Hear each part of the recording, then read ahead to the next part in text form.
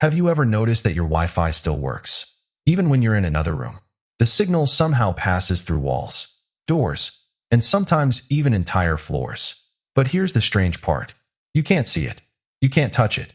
And yet somehow, it carries movies, games, videos, and messages all around your house. So how does Wi-Fi travel through solid walls? And if invisible waves are moving through your home, should you be worried about them? The answer is surprisingly interesting. In this video, you'll discover what Wi-Fi actually is. Does Wi-Fi radiation affect us? How Wi-Fi travels through walls? Why some walls block Wi-Fi better than others? And why your Wi-Fi signal sometimes gets weak? Let's find out. What is Wi-Fi? Most people think Wi-Fi is just internet. But actually, Wi-Fi is a type of invisible radio wave. Your Wi-Fi router is constantly sending tiny radio signals through the air.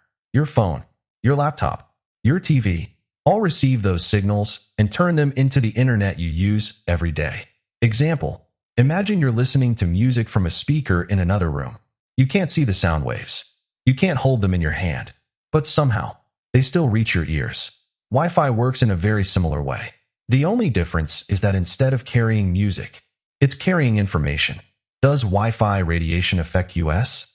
Now you might be wondering, if Wi-Fi is sending invisible waves through my house, are those waves dangerous? It's a fair question.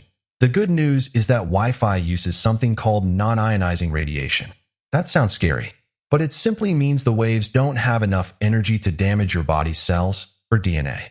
In fact, many things around you use similar kinds of waves. Your TV remote uses invisible infrared light. Radio stations send radio waves through the air. Wi-Fi is simply another type of low-energy radio wave. Scientists have studied this for many years. At the power levels used in homes, there is currently no strong scientific evidence that normal Wi-Fi exposure causes harm to people. So your router isn't shooting dangerous laser beams across your house. It's simply sending very weak radio signals. Example, imagine someone talking quietly across a room. You can hear them, but their voice isn't strong enough to knock over a chair. Wi-Fi works in a similar way. The signal is strong enough to carry information, but extremely weak compared to things like sunlight or medical X-rays.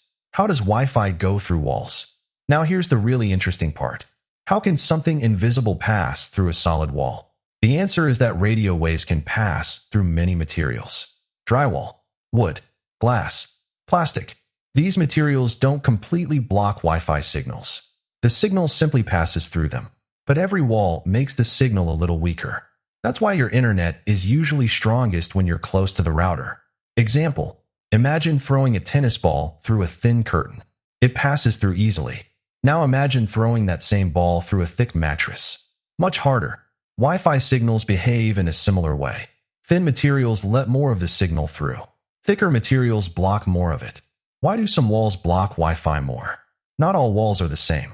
Some materials are much harder for Wi-Fi to pass through. Things like thick concrete, brick, metal, large mirrors can weaken or even reflect the signal. That's why your Wi-Fi might work perfectly in one room, but become much slower in another, especially if there are several thick walls between you and the router. Example, imagine shining a flashlight. A thin white curtain lets some light pass through, but a thick metal door blocks almost all of it. Wi-Fi works in a very similar way. Some materials let the signal through. Others block most of it. Why does your Wi-Fi sometimes get slow? But walls aren't the only problem. Your Wi-Fi signal also has to deal with other Wi-Fi, furniture, appliances, and sometimes lots of devices using the internet at the same time. All of these can create interference. Example, imagine 10 people trying to talk at the same time in a classroom.